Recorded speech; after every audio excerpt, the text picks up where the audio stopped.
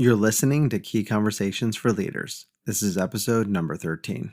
Welcome, everybody. In today's episode, we'll be discussing how when you change your thoughts, the results will follow with Kim Ades. We'll be covering the main assumption you need to have as a leader and why jumping to the solution can actually be counterproductive, as well as 2 simple questions to start creating results immediately and much, much more. One of the most powerful tools on the planet is the ability to share our ideas through a conversation. It's these ideas that can bring us together, to collaborate, and to achieve our potential. That's what this show is about. Better conversations for better leaders. Hey everybody, and welcome to Key Conversations for Leaders. I'm your host, John Ryan, and today we have a very special guest, Kim Ades. Kim is the president and founder of Frame of Mind Coaching and Journal Engine Software. She's an author, speaker, entrepreneur, coach, and mother of 5. Kim has over 15 years of experience coaching many of North America's most respected leaders. She is recognized as an expert in the area of thought mastery and mental toughness. Kim uses her unique philosophy and quirky coaching style to help her clients deal with core issues and shift their thinking in order to yield extraordinary results. Welcome to the show, Kim. Thank you. I'm super excited, genuinely really excited to be here. And I can't wait to be having this conversation with you. I've been looking forward to it as well. So let's go ahead and jump into the conversation and see where it goes. And if you don't mind, I'd like to start out by asking what really got you into the field of working with leaders and organizations on mental toughness and leadership skills? So I've always been interested in leadership ever since I was in high school. I was involved in students council and all that kind of stuff. But I also studied leadership in my undergrad degree in psych and in my MBA. But more specifically, prior to this business, I used to own a software company where we built assessments to figure out who is a top performer, right? So our job was to work with companies and help them make better hiring decisions. And so we would use the concept of simulation to test for a variety of things. We were testing skill sets, we were testing personality, and we were testing IQ. So we would collect a ton of data to help companies say, hey, this is the picture of the profile of the person you're looking to hire, and that person would be much more likely to succeed in this given job. One of the things we discovered was that no matter what the industry, no matter what the job, no matter what the seniority, there was one key characteristic of leadership or top performance that surpassed all other characteristics. And that was if a person had a higher degree of emotional resilience, they would be much more likely to succeed. So the question is, what exactly is that? What is emotional resilience? You hear about it all the time. But emotional resilience is your ability to bounce back from adversity with speed and agility. So bad things happen. How quickly do you get back up and recover? But then I'm going to take it one step further. Not only are people with a high level of emotional resilience able to get back up, they're also able to leverage that adversity, do something good with it, turn it into an advantage. So now, I'm running this company, life is good. Then life kind of gets a little wonky. And I end up, I was in business with my ex-husband. Things go wrong. And I end up selling my company, my shares. And I get recruited by a coaching company here in Toronto.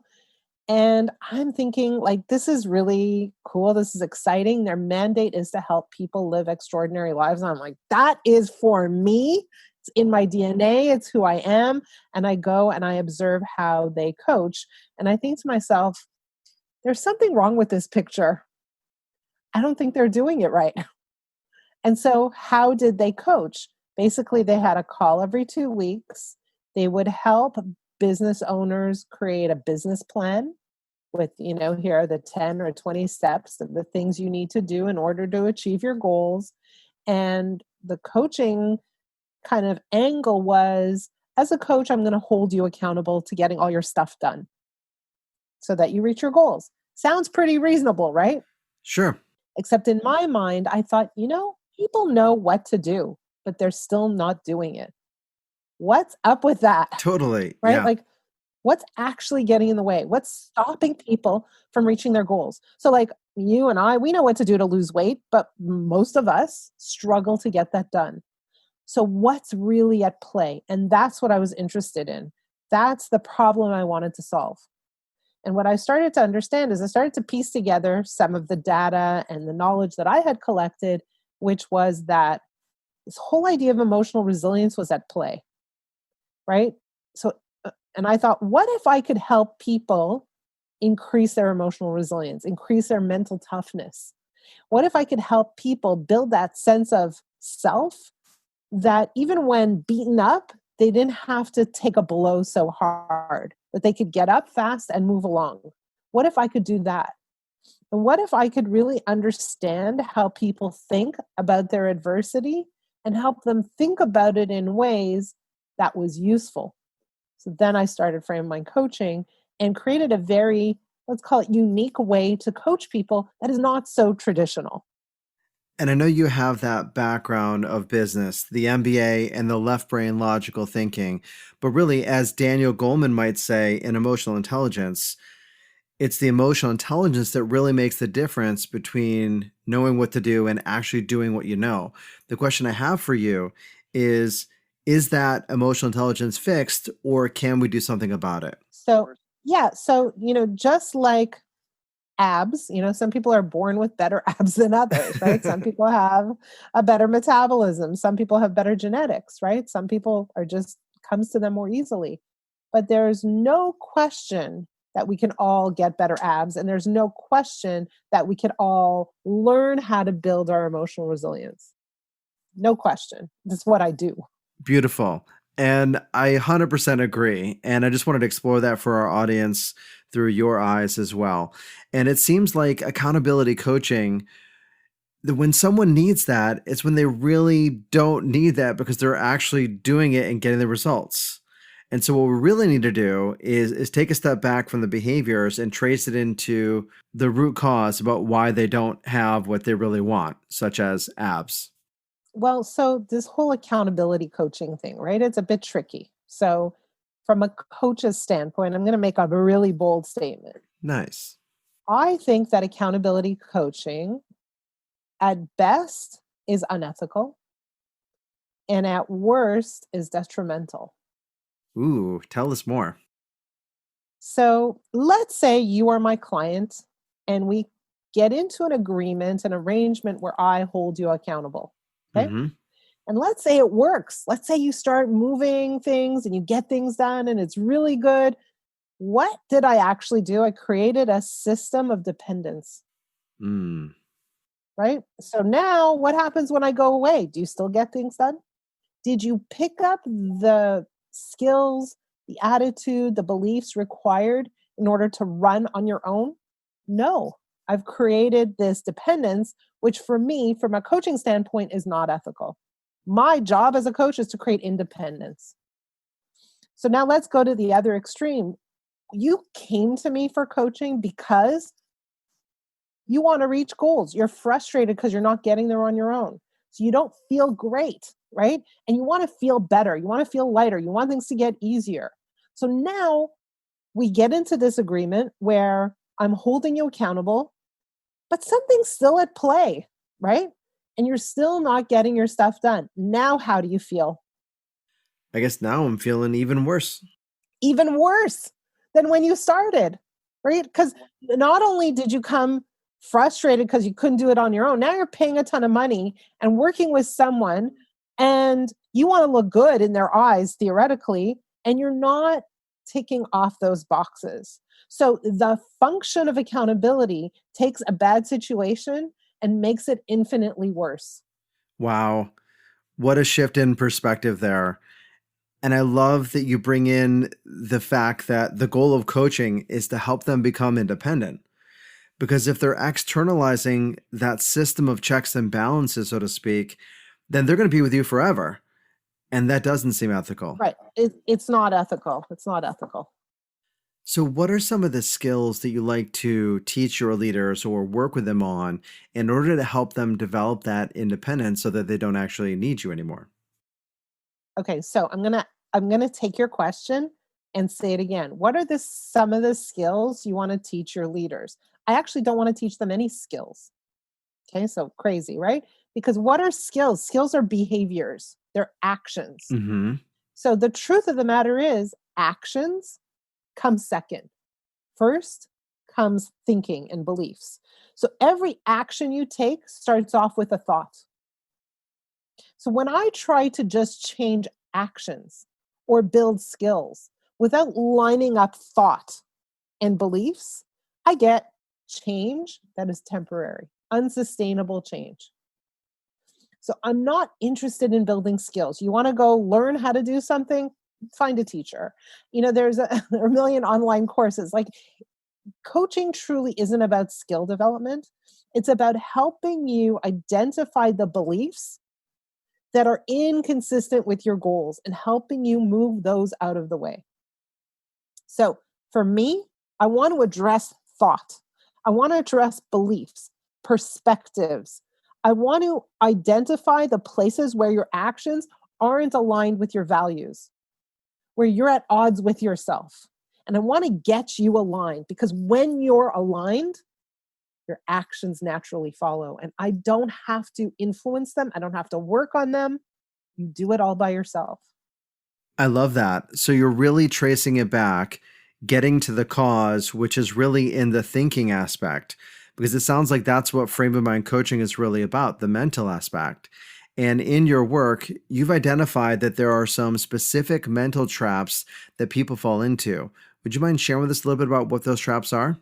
Well, there's a list of traps, and I invite people to check out that paper that I wrote. But before we go into the specifics, because everybody's different and everybody will identify with a different series of traps, like, what is a thinking trap, really? A thinking trap is a belief that you hold on to, that you've developed and wrapped your arms around, unconsciously even, that guides your life. That's what it is. That's what a thinking trap is. So it could be related to anything. Could be related to your business, could be related to your employees, it could be related to your life partners, your children, it could be related to yourself. Those beliefs that show up in all the different corners of the world will influence what you do and what you don't do. And those are the traps that I'm talking about. So let me give you an example or two. Okay. So as a business owner, as an entrepreneur, a lot of times one of the traps is the trap of isolation. Hey, I'm in it alone. At the end of the day, the responsibility falls on my shoulders. Yes, I can delegate and yes, I can share, but it's not the same thing. It really falls onto me. And nobody quite gets it. Nobody understands me, because it's my burden to carry on my shoulders alone. That's definitely a trap. Another trap could be the trap of limited resources. Hey, we only have so much money. And so, based on that fact alone, we have to choose selectively and we have to forego some of the things we might like to do. Right? So, this idea that there's a limitation on what's possible. We fall into all kinds of traps, but those are two that sometimes show up. If I may explore a little bit, so with that in mind, there are limitations that exist. How does one differentiate between a limiting belief or a thinking trap and a reality statement, if you will? Well, give me an example of a reality statement. So the checking account has X amount of dollars. That might be a fact. And there might be a limiting belief that that situation can't be improved. That's how I would tease that out. Yeah. But there are finite resources in a Are there? finite amount of time. And this may be a thinking trap that I'm falling into right now. I don't know. I'm going to tell you something, that extraordinary leaders don't think in terms of finite resources.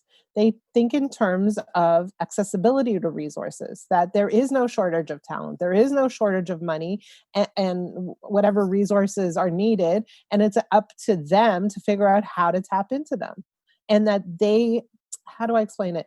That these resources are not inaccessible to them, that they are entitled to have them, not in an entitled kind of way, but that I'm allowed to tap into these resources. These are accessible to me. And so that's how they think. So a lot of people They think, oh, I need money to make money, right? That's a limitation because if I don't have money in my checking account, oh, got to go do something else, game over, right?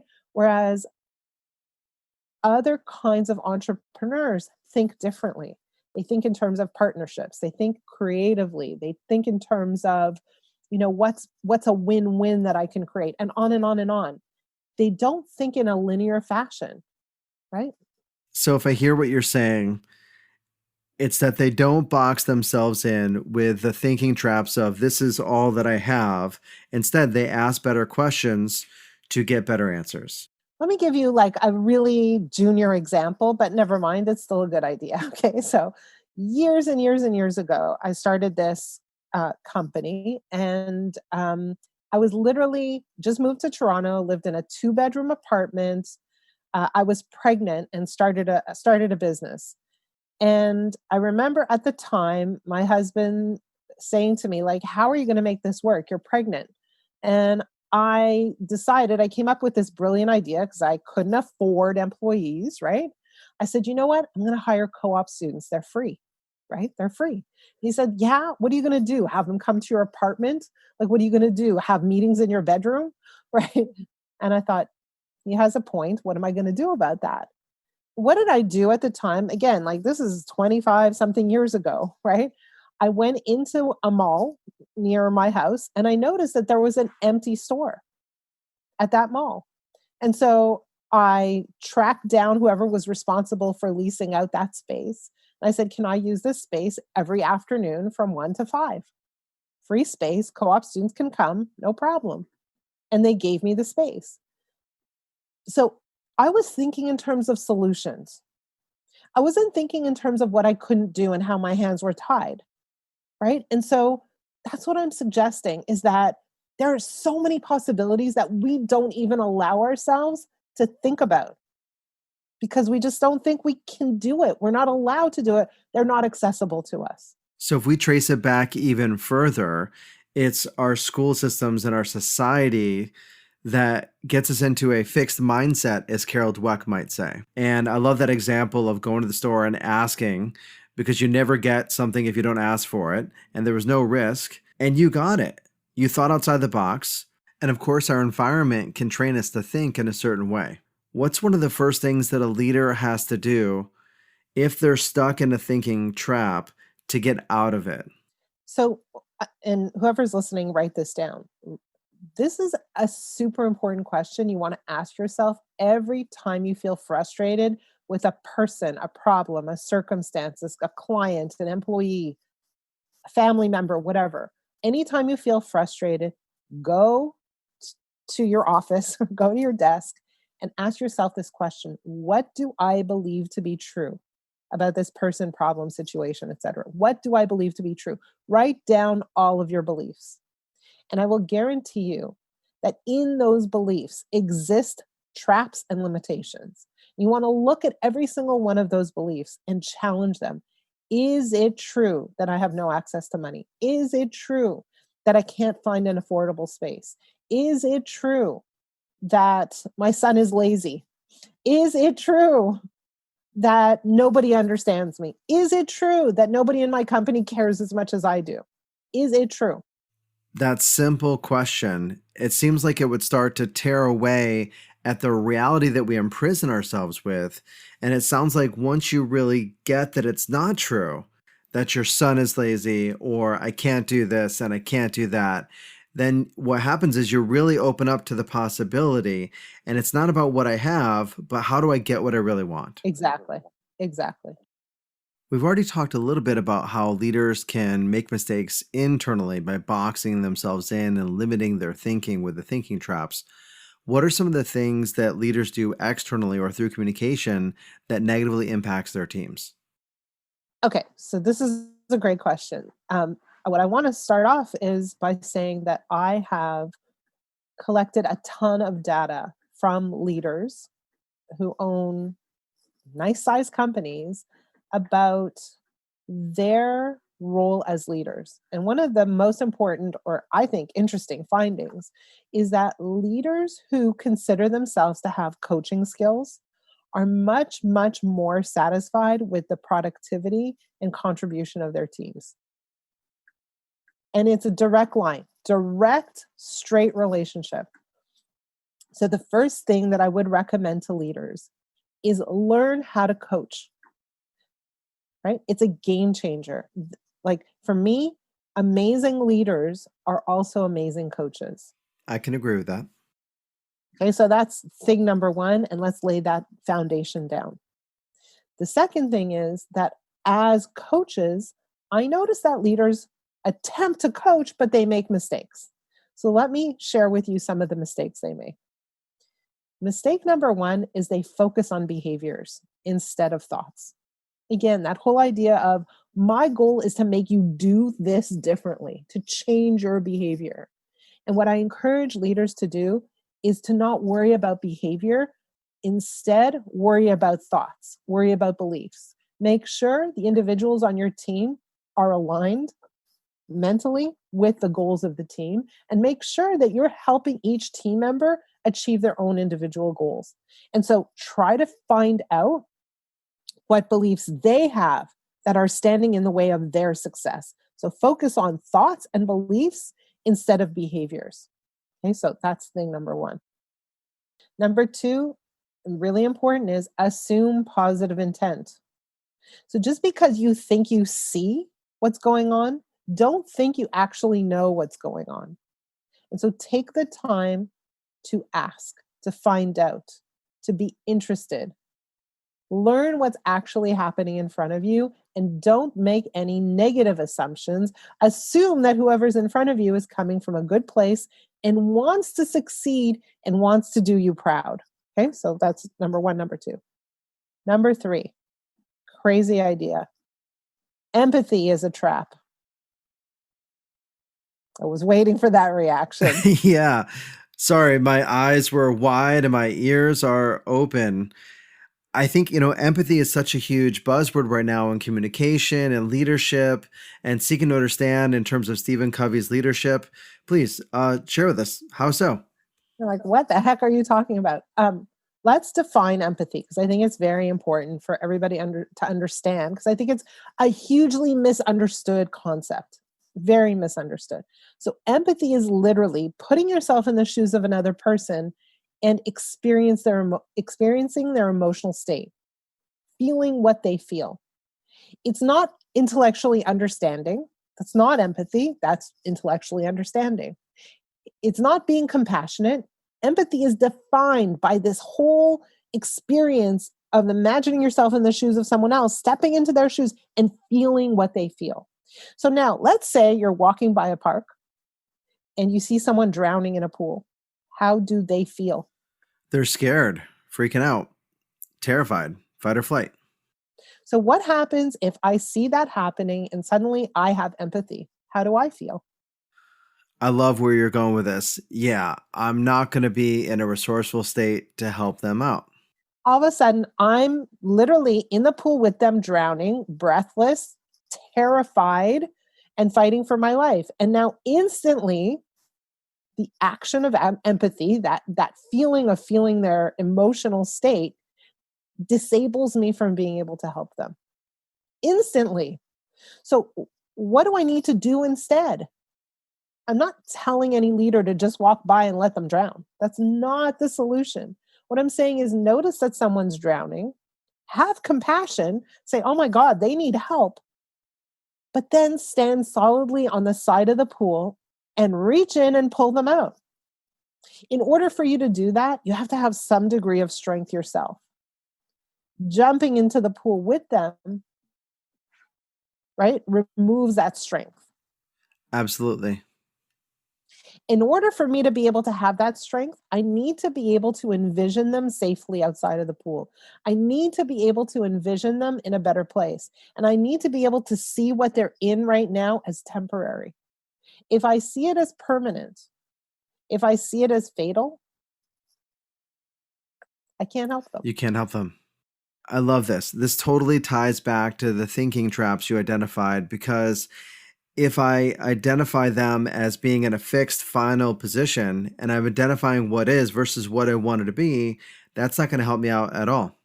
Let me give you one more trap that leaders fall into when they try to coach their people. Leaders are leaders because they are action oriented, because they take the front seat, right? Like they take the charge. By the same token, leaders are solution oriented. And so rather than going through the coaching process and really talking things through and understanding the beliefs, they jump ahead to solutions. They say, here are the things you need to do. And while their people can say, okay, I got it, their beliefs don't fundamentally change. So how many leaders say, hey, I told them what to do, and then they keep going back to their old ways? How many times have you heard that before? All the time. Right. So when leaders jump ahead to solutions, we're not fundamentally creating a fix for the thinking that caused the problem in the first place. We must address thoughts. Solutions follow. So, jumping ahead to the solution is putting a band aid on the deeper wound, which is not going to solve the real issue. There's a deeper issue that you need to address, which is the thinking and the beliefs. If you don't address those in alignment with what's important to the employee or the team member, then you're going to have the same problem again. They're going to be drowning again, and you're going to be frustrated about why do they keep drowning? Exactly. You said it so well. Well, I'm just feeding back what you're giving me and trying to make sure that I have it. So, in times of crisis, and again, I love that metaphor of thinking about the other person as drowning, because the last thing you want to do is have that level of empathy where you connect with where they are so well that you're drowning with them. Instead, you think about where are they right now? Where do they want to be? And what do they need to get to where they want to be? Where does the mindset come in? What type of characteristics or aspects of mindset does a leader need to have in times of crises or times like we're living in right now with the pandemic at large? Yeah, I mean, one of the biggest problems, and I see, not just leaders, but parents who I think of as leaders too, is when we see someone else, I call it thrashing about, right? We tend to join them in the thrash, right? And so the first and most important thing is to step outside of that thrashing ring, the ring of thrash, and stay calm, right? You don't need to join the process of thrashing. You need to step outside and really kind of think through what it is you're going for, what it is you want. Because when we look at the thrash, we're really focused on what we don't want and we get distracted. And when we're focused on what we don't want, it's impossible to gain clarity on what we want and how to get there. Right? So that sense of calm is really important. That sense of witnessing what we don't want and leveraging it as contrast to get clear about what we would rather have. That's what's required in this moment. Okay, so seeing where they are, not joining in the thrashing, and seeing the possible future that would be a better fit for the mission and vision and what their goals are as an individual, too, all coming together. Exactly. So again, I like to go back to this whole idea of parenting because I think leadership and parenting are very, very aligned. When you see your child doing something and in the back of your mind, you're like, that's bad, right? Oh my God, what's going to happen to that child? He's going to sit on the couch playing video games for the rest of his life, whatever it is, right? When you start to think in those ways, what happens is your vision of your child gets impaired. When your vision of your child gets impaired, your relationship gets impaired because they don't like your vision of them. And then what happens? The relationship fractures, and then your ability to influence diminishes. See how that all worked? So, my greatest source of influence over my child or my employee is to make sure that I see the thrash, but not focus on the thrash, not focus on the thing that I don't want to see, and make sure that I have a strong vision of their success, their well being, their strengths, as opposed to their weaknesses. And I share that vision with them. So, if we can for a moment, look at the reason why people do what they do. Have you found that there's always a positive intention behind people's behaviors? Well, so is there a positive reason? Not necessarily a positive reason, but there's always a reason. In other words, When we look at human beings, what is their desire? Their desire is to be valued, to be seen, to be appreciated, to be recognized, to be loved, all of those things.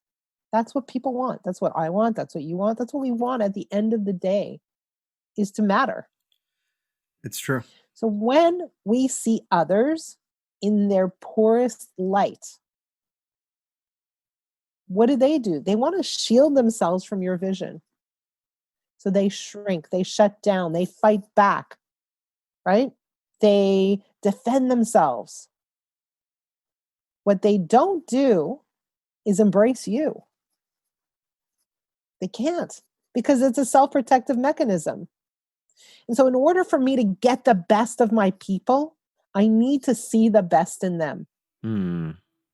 And if I cannot see the best in them, I'm not the best leader for them. So you really have to be diligent and mindful, which I imagine is also where the journaling comes in as a tool to become present to your thoughts about what's going on when you see the person drowning. Because you could have all of this mental chatter in your head. Oh, there they go again, doing their pattern. And then all of a sudden, you're not being effective. Yeah, but to go back to your question, and I want to talk about journaling in a minute, but to go back to your question, like, why do some people behave the way they do? Well, they have a whole set of beliefs, perhaps about them, about you, about the environment, that slows them down. It could be, well, I'm unsure of myself. I have self doubt. Um, I made a mistake before. I'm afraid to make another mistake. I don't really know what he wants from me, or I don't have the experience. I don't know what I'm doing, or I don't want to have a conflict with Joe, whatever it is, right? That's driving the kind of behavior that you're maybe not totally happy with. It's the seed of it starts with a belief that is inconsistent with their goals and the goals of the company. That makes sense. And so that belief may not be a positive belief, but it's a belief nonetheless. And so what we want to do is assume that, everybody has beliefs. They're not positive or negative, they just are. And if we can get to the source of those beliefs as leaders and shed light on them and challenge those beliefs, now we create space for growth and opportunity in our people. From a conversational perspective, how do you recommend leaders go about creating that space? Because you've got to be willing. You've got to be willing to open up and have a conversation and create that space in order to examine your thoughts, emotions, and beliefs. Because, of course, if they're feeling attacked, they're going to shut down and not open up. So, how do you create that space? I think one of the things that leaders would benefit from is simply take an interest in your people and ask them to share their stories about whatever it is. So, you know, when I ask you for a story, I want to ask things like, so what happened? Let's say in your conversation with Joe or Bill, right? What happened? And then what did you say? And then what happened? And how did it end? And why do you think that happened? And I want to get all the juicy details around your interpretation of events. I want to understand your perspective. And I think leaders often don't take the time to do that because they skip ahead to solution, right? They want efficiency. They love speed.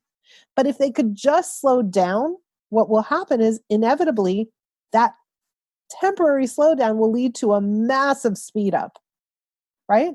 So take the time to understand the perspective of the person you're working with. Understand how they see things and where that comes from. So, in essence, get the story and understand the beliefs that are fueling that perspective. It seems so easy when you say it that way. And I imagine that being mindful and being present is important because if you're anxious, then you're not going to be creating a safe space. Does journaling relate to some of that? So when we coach people, we coach leaders, our target market is executives, leaders, entrepreneurs who run sizable companies. And one of the things we do is, so let me kind of step back. We always start off with a 10-week coaching period. and we have a call once a week, but we record every call and we ask our clients to listen to the recording. Because what we want to do with our clients is help them become observers of themselves, help them start to pay attention to the stories they tell, the words they use, the beliefs they have, the patterns they fall into, their emotional state, their triggers, etc. So we are often operating without a consciousness of how we operate. We can't see ourselves. So that idea of listening to the recordings gives us the ability to start to view ourselves. The second piece is that we ask our clients to journal in a private and secure online journal with their coach. So at the beginning of the week, they get a question, a journaling question, and they start journaling. The journal goes back to their coach, who then reads and responds to their journal every single day, even on weekends. So it's a very intimate and intense process, and it's designed to collect critical data about your patterns of behavior, your patterns of thought, your values, your perspectives, your experiences, your upbringing, all of that, to understand why you're wired the way you are right now, and to really bring to light those beliefs that are inconsistent with your deepest desires, professionally, personally, and otherwise. Mm-hmm. Right? So journaling becomes the centerpiece of what we do. And sometimes, like for me, I can read a journal and quickly understand where a person is getting stuck. Because it's reflective of the thinking. And that's where it's at. It's the thinking and the beliefs, not the behaviors, because your behaviors come from the thinking and the beliefs. If I believe that you have ulterior motives, I'm going to behave in a way that is self-protective. If I believe your motive is completely charitable and warm and friendly, Mm-hmm. I'm going to behave differently. Make sense? It does. So what I believe to be true drives my behaviors. If you're reading as a coach one of your clients' journals and you're getting insights into their thinking, because I'm sure that all of the unconscious beliefs and thoughts are going to be coming through in their language, how do you then approach that if there's something in there that you want to explore? Well, so what I do is I say, hey, like through your journal, here's what I read. Is this what you believe to be true? And they say yes. And once they say yes, now I have the opportunity, because they need to feel like I get where they're coming from. If they think that I don't understand them, if I misunderstood their perspective, then they're not going to be open to hearing anything. But the moment I say, hey, is this how you see the world? Does this make sense to you? And they say yes. Then you say, is it possible that it could be something else? Is it possible that there's another thing at play? Is it possible that there's a resource here that you never thought about? Is it possible that this person intended something completely different? Is it possible? But also we lay down, sorry, one more thing. We lay down the foundation of what we call our frame of mind principles. And with that framework, they're able to see a lot of different situations. What kind of situations are they able to see and investigate? So, yeah, that framework enables them to see how they think in the face of everything. So they're able to witness themselves and their reactions when anything outside of them is happening. So it could be when their kid isn't putting the dishes in the dishwasher. Could be when their employee isn't getting their work done on time. Could be when it's raining or someone is driving poorly on the street. It could be when revenues aren't up to par. On and on and on. So that framework enables you to observe how you're thinking, understand how it's affecting your emotions, and it provides you with the tools, again, to build up that emotional resilience. Like, we all fall, we all have bad days, but the goal is to not have that bad day forever, is to pick yourself up, right? And do something with it, turn it into an advantage. And to do it faster, which is what you said as one of the key drivers for effective leadership. So just to kind of bring it all together from what I'm hearing from a big picture perspective. So really where we begin is awareness, slowing down, connecting to the thoughts and beliefs, because that's the basis of the behaviors. connecting where you are to the larger vision and looking for dissonance and exploring the limitations of their reality, asking, is that so? If they say, yes, it is so, then begin to expand their world by saying, is it possible? And finding different ways to push that reality to find a better, more harmonious way to achieve that vision. Because otherwise, they're stuck. They're in the trap. Yes. But I also, one of the things that I do is I say, is this your goal? And they say, yes. And I say, does this thinking line up with your goal? And they say, no, it doesn't. I'll give you an example. Okay. Like one of the questions I often ask people, and if you're okay, I'm happy to ask people here too. Okay. So I give them two questions. Question number one is, what do you really, really want more than anything? Question number two is, so what's stopping you from having it? Okay. So those are two journaling questions. They're very powerful, especially if you can go through the answers with a coach. So guys, work on that. And I'm happy to kind of, hop on a call with you and review those questions too. But here's an example. I asked a gentleman these two questions, and what he really, really wanted was to not worry about his family anymore. And what was stopping him? He said time and money. So here's what was interesting. The first thing I picked up on is he didn't actually tell me what he wanted. He told me what he didn't want. He wanted not to worry about his family anymore. And so we are not even aware of our orientation. He told me what he was fearful of. He didn't tell me what he wanted. And very often we are wired to focus on what we don't want. We are wired to look at the things that are wrong in our world, the shortcomings of the people on our team. We are wired to feel that sense of frustration because things aren't the way we want them to be. But then we stay fixated on those problems, right? Just as an example. And I can really see how the journaling as an externalization of what's going on in your mind gives you a sense of awareness and ownership to really match up and ask that question, is this working for me? And to look at whether or not I'm focusing on the right thing and exploring where the gaps are. And it makes it really easy as a coach to come in because you're not providing the solution.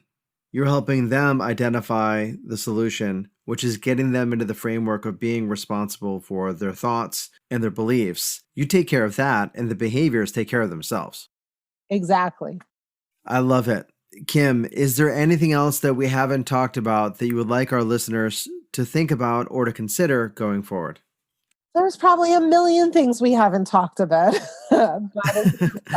I know, and I would love to keep you here all day long asking you question after question, and I also want to respect your time. So thank you so much for being here, sharing your thoughts and insights into leadership, communication, and responsibility, as well as a little snapshot into what frame of mind coaching as well as the Journal Engine software is really all about. So what is the best way for people to get in touch with you and to stay connected? So I'll say two things. Check out our website, frameofmindcoaching.com.